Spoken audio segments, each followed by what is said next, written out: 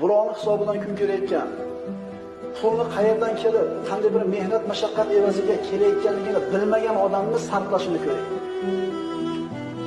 Rossiyada qanaqa qiyinchilik bilan pul jo'natayotganligini bilmayotgan enalarimizni pul sarflashini ko'ringlar. 2 yil betob bo'lib, bemor bo'lib, yurtidan, bola chaqasidan uzoq bo'lib, qiylanib top kelgan erni bitta to'y o'tkazadi. Shuni yerini soqib turib, boring yana.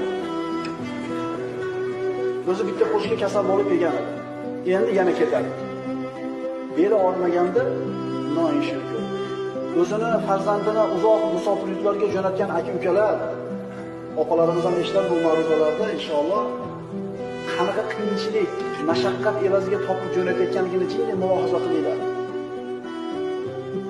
Qadriga yetinglar, isrof qilmanglar, chunki bu farzandlar, bu juft halollar bu tomda saqlab yurganlar. Keyin ham kerak bo'ladi sizlarga. Qadriga yetinglar.